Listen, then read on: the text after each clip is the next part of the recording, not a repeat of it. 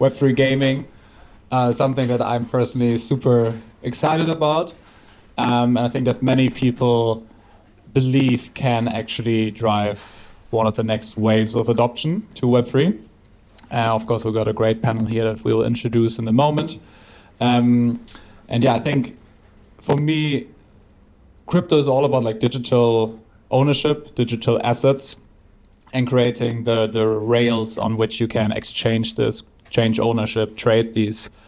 And I believe there will be this explosion of digital assets that will come from like augmented reality, virtual reality, gaming. We already have a lot of virtual assets in game that are being traded, but I think with new interfaces such as like glasses where you can like interface with augmented reality, for example, this will change entirely and a whole new wave of digital assets will be created. And I think blockchains are the perfect rails on which they can be issued, traded, exchanged, and so on. And so I think gaming will be one of the main drivers here, but I don't want to talk too much. Of course, I want to leave most of the conversations to our panelists. And so why don't we start by sort of introducing each one of us and just tell a bit about yourself, your background, and the project you work on, and then maybe also how it relates to Web3 gaming. Emmanuel, if you would like to start. Perfect. Can everyone hear me? My name is Emmanuel Aremu. I'm the Ecosystem Growth Marketing Manager at Optimism, and I just do a bunch of campaigns across the super chain. In relation to Web3 gaming, things are definitely picking off in the ecosystem. In particular, like we're seeing all kinds of different games as well, which I'll touch on in a minute. But ultimately, when Optimism, we want to provide developers, end users with the best experiences, and developers like the toolkit and the stack to basically build any type of game experience that they want to as well. So that's me in a nutshell. What we focus on gaming and Optimism in a nutshell as well. And also with a chain of vibes as well. I think vibes are very, very important when it comes to the gaming. So you want to make sure people have fun as well. And that's definitely what we want to prioritize within the super chain. Thank you. Hello, everyone. My name is Joern. I do research at the German Sport University in Cologne. And my topic is Web3 and virtual environments, the application in the sports industry. I also work at the football governing body FIFA. And we're also having some projects related to gaming. And I supported the gaming team in a couple of research and analytics. So that's my exposure to gaming overall and Web3 in particular. Do you want to introduce yourself too? Yeah, I think if you haven't met myself, I'm Hilmar, one of the co-founders here at Gelato. So. Thank you. My name is Yasmina. So I've been consulting for games in Web3 in the last decade, but my background is in edtech, gamification and mechanism of gaming. And today I represent also the advisory side. And as a board member with our lovely Mode here from the Blockchain Game Alliance, who are supporting the games to shine, right? So I hope that we have gamers in the room, right? And non-gamers too.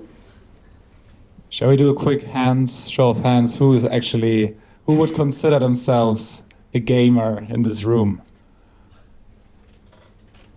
Okay. Who has played a Web3 game? Oh, wow. I think mostly everyone. So, well, we got the right room. Yes, hello. So I'm Bertrand, Levy. I'm running the global partnerships at the Sandbox. For those who are not familiar with the Sandbox, it's a 3D virtual world full of NFTs that you can call metaverse. And my background is I spent almost 15 years in the music industry at Universal Music, and running the global partnerships for Universal Music. Awesome. So we got a great panel for everyone.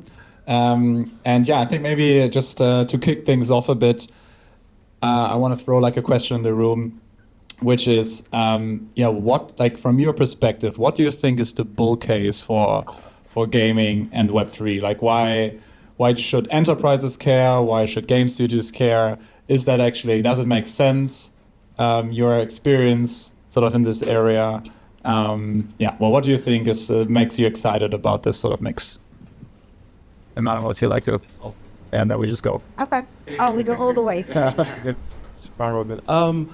Yeah, I definitely think like the bull case is ultimately trying to like onboard a bunch of different gamers who necessarily are not within Web3 right now. Ultimately, like, you want experiences that get people excited, bring communities together and congregate ultimately. And whether it's like from the developers who are creating new novel experiences on chain, or whether it's like giving ownership to community in new ways as well. I think that's definitely what we're trying to aim for as a, within a gaming vertical ultimately. I definitely think like, if I was to like project over the next couple of months and years, ultimately, you want to basically see people who are doing stuff on chain, who are interacting with Web3 gaming in new ways, which is not too dissimilar from what they're experiencing right now. Because everyone's kind of used to playing games a certain way, and obviously you hope there's some groundbreaking elements that come into the forefront as well. But ultimately, you want to make sure that people have, if not like for like, or like new experiences on chain, and that's definitely what gets me excited about the next run of games that are coming out and experiences for players as well. All right, I'll talk about gaming in general first, because I think it doesn't have to be Web3 always. That's, for me, it's the next step, and it's a little bit in the future as well. So gaming overall for sports organizations in particular, other organizations perhaps as well, but my research focuses more on sports organizations, and based on my experience at FIFA as well, I think that there are mainly two aspects. So first of all, it's of course, you can create commercial opportunities through gaming. So that's pretty straightforward. You can, in collaboration with the developer, perhaps you can, publish certain games. You can get people to play these games and perhaps also purchase in-game items, whatever. Could be Web3, or could be just within a certain publisher platform. And then also the second part, which is very important, I guess, also for governing bodies like FIFA, for example, is that the games could also be used to enhance participation in the actual sports activity, right? So whether that's like watching, for example, a football, a soccer match, or whether it's only or playing actively. But we have seen already in some research we did that these games could actually lead people to participate in the physical sport. So I think in addition to the commercial opportunity, that's a fantastic opportunity, because as a sport, you always want people, you want youth, you want people to just participate, and you need to make sure that your fan base is always expanding, right? And I think one of the really cool interplays of sports and blockchains that I've seen with one of our customers at Gelato is it's a project called Fantium. And what they do is they financialize and tokenize future revenues of young aspiring sport athletes. And so what you can do is you can buy a share of the future tournament winnings of like a upcoming tennis star. I've got this young lady from Serbia.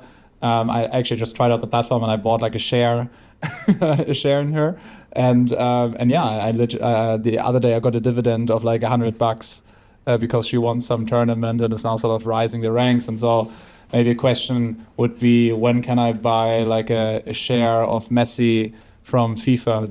Is like the FIFA thinking about these things? Do they have any interesting projects that go into such direction? Maybe not buying Messi shares, but in Web3 or tokenization at all?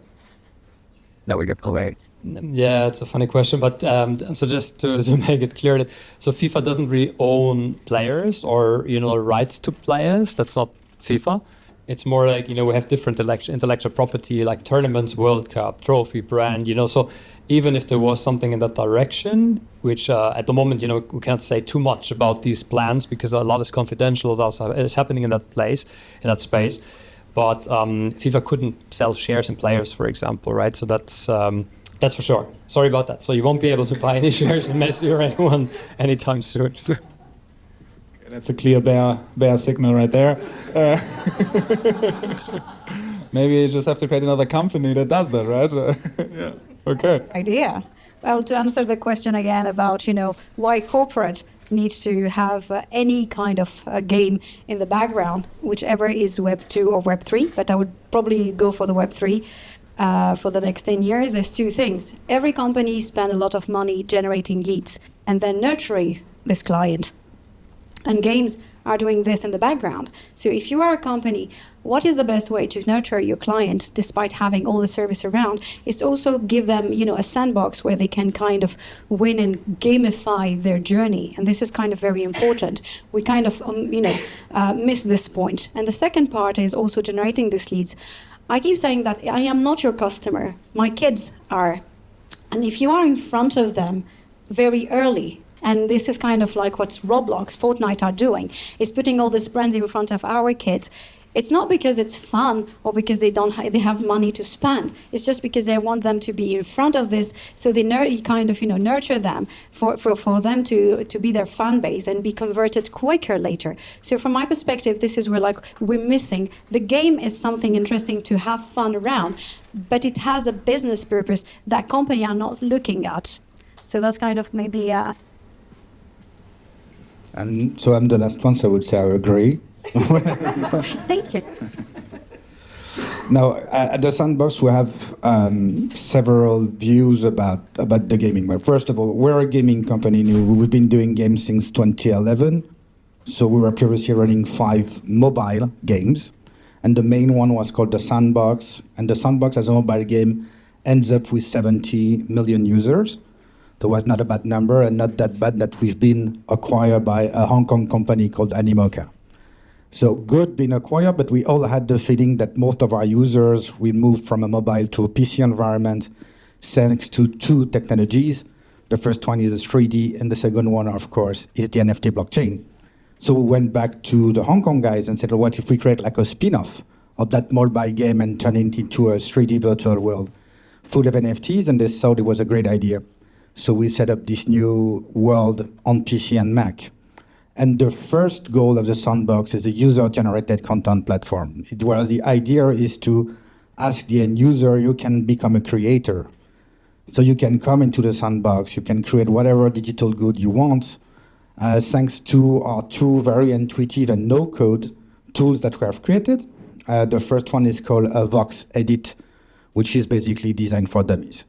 So I give you an example. You take 1 square, 4 round. At the end, you will have a car. You customize it so it won't look like another one. And once you're happy with what you have on the screen, you just have a button, create. You push it, it will automatically create an asset that is an NFT. So as an end user, as a creator, you can say, I just create a nice car. I want to create, let's say, 100 copies of those and sell each one for like $50. Then you can earn money out of your creation. So that's the Web3 spirit, is also have the community being part of this whole ecosystem. So that's the V2C part. When it comes to B2B parts, so brands, IPs, artists, it's several ways that they see it. It's like, it's a marketing tool, and we see it with Roblox and the kids, when they use it only to be seen by the kids, but it's also a revenue stream and a new one. So we have, to date, we have more than 400 B2B partners into the Sandbox that are as diverse as Gucci, Warner, Adidas, Ubisoft, or artists, Snoop Dogg, Steve Aoki, and a lot. And we want to be as diverse as possible because the goal at the end is to have in front of the end user. So our virtual world is combined by more than 166,000 different lands. And so what you have a big shine in mind is when you're launching Google Earth, you see the Earth from above. Kind of the same when you're launching Sandbox again, you see the whole map and those 166,000 different lands. And the goal for us is to have the end user coming and find 166,000 different experiences. And of course, the real game changer for us is the blockchain and the fact that the digital good, when you buy them, you really own them, then you can do whatever you want with that. Yeah, and I think that's maybe something I want to double click on. Like if you compare, like if you pitch to Snoop Dogg, like Roblox versus the Sandbox, for example, right? Is the ownership over the assets, is that like your unique selling proposition, or like what's the pitch you give them? Because I guess this is relevant for a lot of sort of Web3 games when they come in and pitch their solution. Yeah, that's really the fact that they own their own land and the digital good that they are created, they are there forever, like you talked before on the panel, and it's a real game changer, for them, and the ability also to show to the end users that they're part of it. We have just a little thing regarding, we have HSBC, a bank, so kind of difficult to do an experience with a bank. But we've done something because they are sponsoring the rugby. And one of the things that internally we talked to is the president at HSBC, and she said there's a lot of churn, on the young diplomers, like coming to banks, they stay like 1-2 years and then they go to other banks. And the fact that they enter this new space, she told us that she had a lot of things internally with a new diplomat. They say, well, this bank is coming to this new space, I'm in the right bank, I'm going to stay a little bit more. So like Gen Zs, if they walk into like a bank in the virtual reality, then they're loyal and they want to stay there. I can see this happening for sure. So that's, I think, a really cool use case.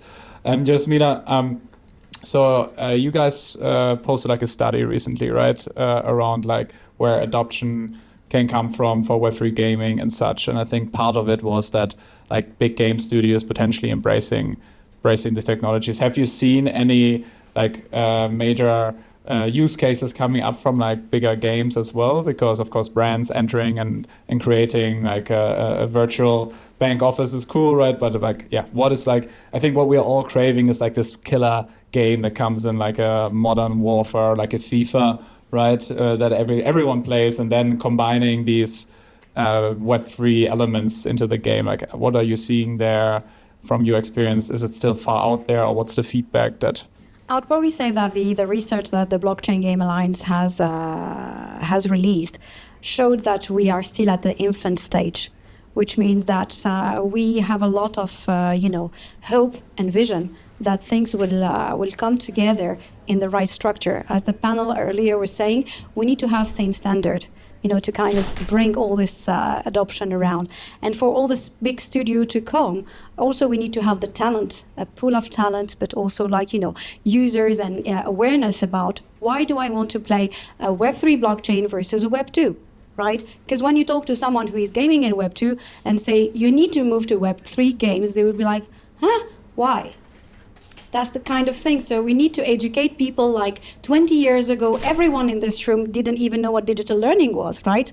And I do remember going, 20 years ago to big banks and guys and talking about digital learning and saying, you need to log in and you get all this journey there. And they're like, what? So the same thing goes with the Web3. So people need to be aware and educated on the importance of their ownership. I own it. For example, the first example that I keep saying or maybe sharing is my kids cost me a lot of money in terms of digital asset on Fortnite, right? And Roblox. Yeah. How many parents do kind of spend money here? Yeah, here we go. Exactly. And even as a gamer, I got few issues where one of my elders got his profile, his account locked. It was 3,000 over like 5 years because of the Christmas gift, because of, the birthday gift that every parents will give their grandparents. And I was like, what? And I don't know anyone. And the customer service there sucks, right? So imagine, my frustration and his frustration. He was like a CEO on my head. I need it unlocked. I'm like, I can't do anything. Imagine if you have your own wallet today in the blockchain. I don't need anyone. I just go, have my own keys, lock it, bring it back, and if all the blockchains talk to each other, I can take it from any places, from any game, and I make it available elsewhere, right? So I can take it from Sandbox, and I can take it to another game, and I can still play, and my kids will not be like, on me, I need it unlocked. He will have it. So this is the awareness that is probably the baseline of everything.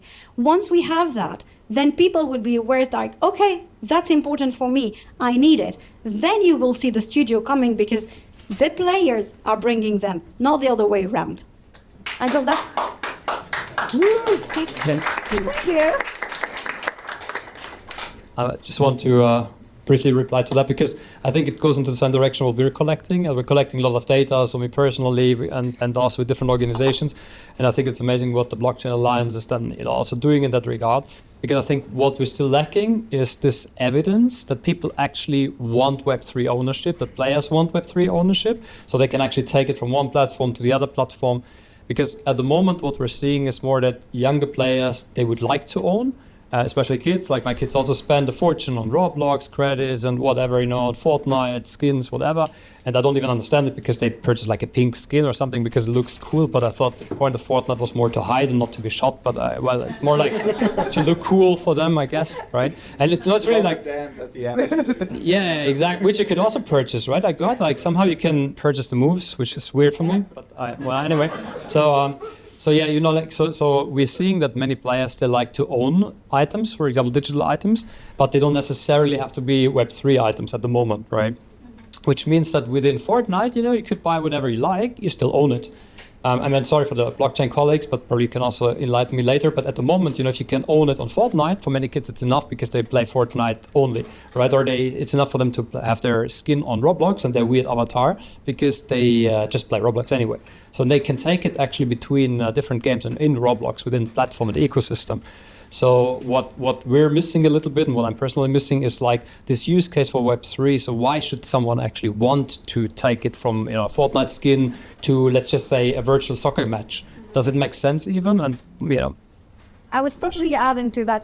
Just to add on to this particular point is, I think the best use case that we could have is getting Fortnite or Roblox hacked.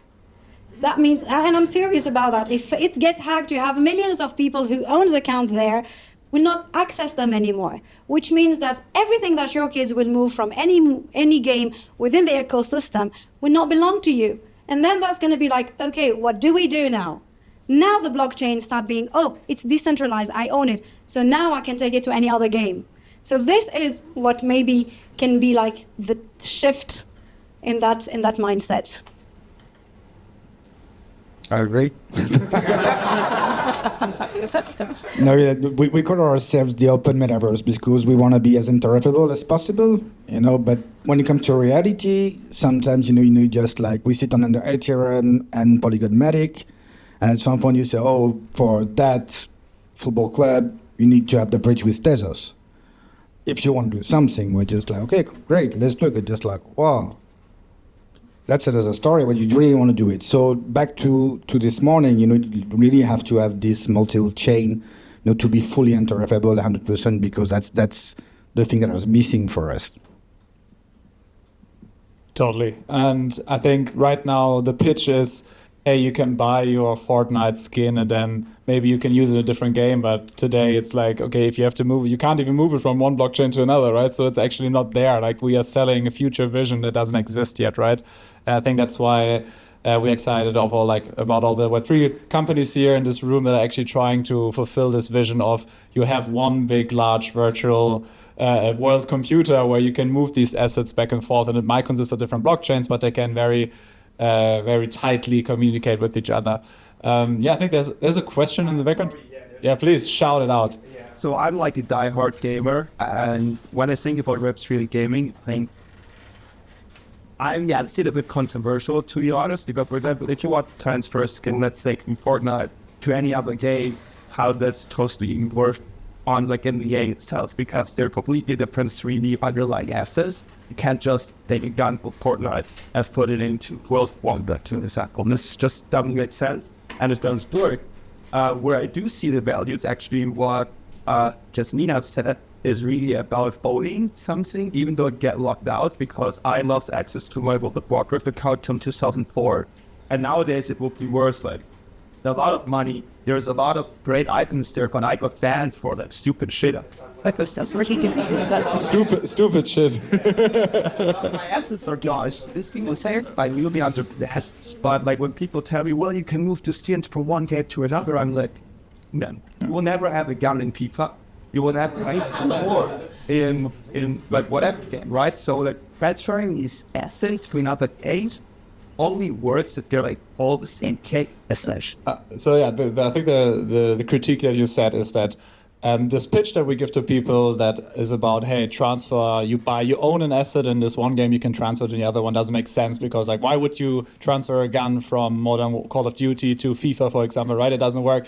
I think maybe as a counterpoint here is that for me it's not about the transferability but more about the composability of what sort of Web3 brings to you, because it's like it's not about like that FIFA wants Call of Duty weapons in their game. I think it's new like companies coming in and saying, hey, let's leverage the assets that a community already owns in FIFA, and let's build another game that just leverages all these assets and tells you, hey, if you're ranked highly in FIFA, why don't you come to my little new game that I created? You can bring all your skins, you can bring all the stuff. You don't start from zero, and you have to build up that reputation once more from scratch. You can actually export the years of investment you put into this one game, you can bring it to the next one. And what does it create? It just lowers the barriers for people to create these communities in the first place, right? And then these new games, they will figure out how to import the weapon from Call of Duty, right? It's not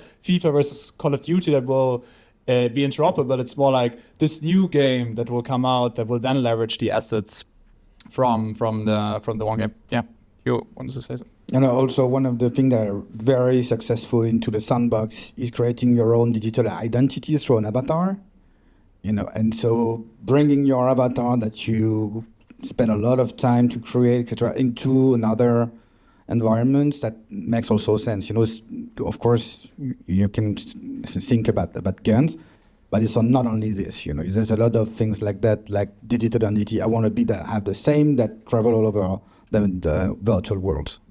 So what I actually want to do is I've got my avatar on the screen, right? It's not me, actually. It is an AI generated avatar, and there are people that might have like a penguin on there, right? Instead of like a human.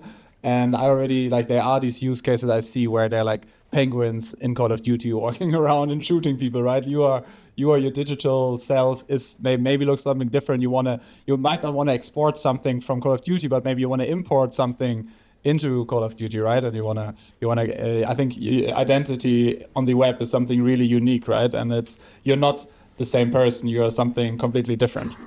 Yeah. And sometimes so back to Snoop Dogg, we have created 10,000 different Snoop's avatars with different outfits, different hairstyles that we sold in 24 hours, and that's 10,000. And people want to be Snoop for a day, so it's very successful into what we're doing. Yeah, I was wondering what the Snoop Dogg thing was about. Yeah, Louis, you have a question. I think actually for me the gist of this, going back to the question is actually it is about gamers' identities, gamers' accounts, and you could also go a level higher and not look at their skins, weathers, and whatnot, but more at the effort they put in, at the highest world they get. And all of this they now own. So actually, I think from the other side of the table, like in the game studio developers, this is super cool because now you can address existing communities, right? And if you are putting a new, you can tell them you already own your scarce resources, so with your rules that you have been getting for years. Other game, you don't have to start from zero. So so some of this, the switching costs between games will go down because gamers are actually owning their identity. And that identity might be comprised in parts, migrants, workers, the game, but they translate that something else that is then trouble in a new way. I think that will actually be quite nice. And what versus now where I don't think Fortnite has a big, Fortnite with us renting your identity content like to rent that else and they don't kind of incentive to open source that and then make you make it affordable in the benefit stint. So, it's basically moving that to the edges instead of having it rise when And I think virtual reality and augmented reality, when we have these huge worlds and actually people spend a lot of time in these worlds, I think this then will become a whole different ballpark. Like now it's just like, okay, I play a bit of game in the evening and that's sort of it. Of course, kids do it much more. But as soon as everyone gets really immersed in this, and then suddenly you are not able to own something that you sort of call yourself as it's part of your identity, I think then it becomes much more critical that something like Web3 gets incorporated. And I think we are not too far out there. I'm just going to add one thing to what you say, is that you're right. Today, games and studio games do not look at the gamers from the skills, the capability point of view. It's like, think of it, guys, that when we start working, I started working 22 years ago, right, as an intern. So all my skills, all my journey has been kind of at some point put into LinkedIn, right? Because this is the platform for work. So all my certification, the schools, the companies I've gone through. So when I get hired or people kind of, headhunt for me, they kind of look at this. The gamers were not looked at this way from the studio. Is that the problem? They don't look at us. They just look at a number and something. And in the next 20 years, we're not going to game the same way because our kids, at least, for the ones who have and still suffer with the hours they are doing, they socialize there. They talk there, they work there, they build there, they create there. So their mindset is totally there. So if we can extract all the skills from there, that will be brilliant for the studio to make and create and set up pathway that will be customized, because we're in an era of AI. We're not an era we couldn't mine the data anymore. We can do it and we can do it faster. So 20 years from now, I would love to see this happening in a more performance way to empower every individual who are the generation coming, and being the next manager in the next 20 years. Wow. Right. I just want to add one thing, because we're looking at the gamers, and I think it's a fair point that you raised. I'm just wondering what the incentive will be for the publishers, because many of them maybe don't want people to go to different games. So maybe Epic, they want people to stay on their platform. Roblox want the gamers to stay on their platform. So I'm just wondering if they don't have the incentive to actually enable people and gamers to move to other games, make it easier, and take all their assets with them. I think it will not happen very soon unless there's a huge pressure from the gamers, from the consumer side, right? But the studios themselves, I could see that they actually don't have an interest in that because they want to keep people on their own platform for discussion, right? I don't know. It's the same with banks and adopting crypto, right? Yeah, but I think it has to be consumer pressure that will then force them to do it, right? Yep. Yeah, I just want to add on the social angle. I'm not sure if people are aware of crypto the game. No. Basically, it's like survival on steroids. And I played in season 1 essentially, and there was some off-chain elements and puzzles that you basically come together as a tribe to solve.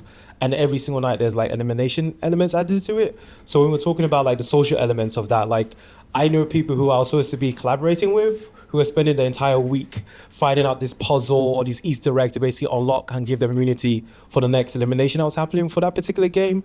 And that was just the first season. The second season evolved to a situation where it's completely social. You've got different cabals, tribes, trying to outmaneuver each other to basically win. I think it was 80 ETH in the total prize pool that was going to go to one particular winner. And all these different elements kind of point towards whether it's on-chain or off-chain, the social element of games is definitely here to stay. Definitely something that the next generation is going to be looking forward to. And it's really cool that, Crypto the Game was able to elevate from season 1 to season 2. And I think literally just on Monday, they announced that they got acquired by Uniswap. So now you've got a situation where, especially in the Web3 space, you've got a complete, on-chain / off-chain game within Web2 and Web3 that's really successful. But also you've got the DeFi players in the space who are looking to collaborate with that to basically allow them to reach a brand new set of consumers, which they normally wouldn't have to if they were solely focused on DeFi as well. So yeah, it's really interesting time that's happening across the gaming sector in Web3. For sure. And maybe, I think we are already sort of running out of time, but maybe you just mentioned DeFi, merging with gaming and how you can utilize this to just address a new audience, right? I think this is definitely a bull case that I'm seeing as well. Joern, what do you see? What do you think is the bull case in your opinion, or what are you excited about to round things up? To come to that question, also to add to what you said, we have evidence that actually socializing and competing, that's something that's really critical for gamers. Because, for example, for sports organizations, when we look at games, we have to select games that add, they're actually in line with our strategy, with our values. And we also, for example, in the case of FIFA, if FIFA decides to license the brand to any publishers or any game developers, then we have to make sure we actually select games that people like to play. For that, we need to look at the game characteristics, right? So what does a game to possess? So we need that to actually determine which games FIFA will select. So for example, Fortnite, maybe it's not the right game for an organization like FIFA because it's connected to shooting. Maybe it could be. You could be shooting footballs, who knows, But we just have to be very careful because the whole reputation is on the line. But what we see is the socializing and competing element. That's definitely crucial. And especially for the younger generations, like we said, Gen Z, for example, Gen Alpha. Like you said, they meet online with their friends. They establish even friendships in the game that are, from their perspective, there's also surveys about that. They are more valuable to them than their real-life friends at school. Definitely in the case of my kids, for example. My son hates his classmates. So, but maybe he can just switch off the computer and they're gone. This could be the reason, I don't know. But like this, this socializing element is something that's really key. So when sports organization selects a game, there has to be some element of socializing and competing. And also in the competing aspect, we see that people don't want to compete against someone they don't like. They want to compete with someone they actually like. So their friends, their family, maybe colleagues. So whenever a game, I think, is designed for the future generations, when organizations select games to promote their products, if it's sports or the industry, then you should always make sure that these games they select have the actual characteristics that excite people and the younger generations especially. Right. Social and gaming, bullish. What else? Well, I think that's, as you said, it's very important to understand that we have different ways of gaming and gamification.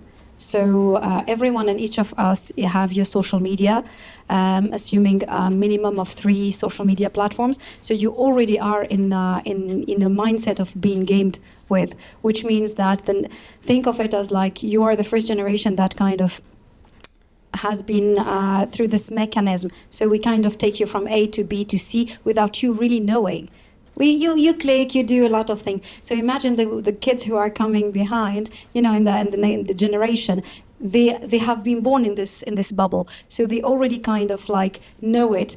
They know that it's important to look at some things like, I know this YouTuber, he's doing all this live for 1 minute because he needs to have this and that and this. You see what I mean? So they already are aware of it. What we need, at least from the perspective of businesses and regulation, is to make sure that the manipulation doesn't go further down. Because this is kind of maybe the challenge or the hurdle that we're going to face in the next 5 to 10 years. Think of it again, I kind of like to relate it to things that we know, GDPR. Before we had the GDPR, how many emails did we have? A lot of spamming, right? All of you is like, oh my God, where did they get my email from, right? Why are they emailing me so much? So imagine now that it's okay, we have GDPR, but in 20 years, when we're going to have all this AIs around every bit of platforms, every bit of content that we consume and our kids will consume, it's going to be a big, massive manipulation way of doing it. So we just need to make sure that we are aware of this. And people, at least the lawyers, the regulators, work towards protecting this next generation. Sure. No, yes. And part of the sandbox is also social element, so every avatar can talk to each other. That's a challenge also for us, because I can pretend that I'm 17, so as an avatar. So we have a lot of moderation, but the social element is very important into our virtual world. Awesome. All right. I think thanks a lot for the panelists to provide your insights. And yeah, they are around. If you have questions about gaming, you know who to speak to. And yeah, thanks a lot. Thank you.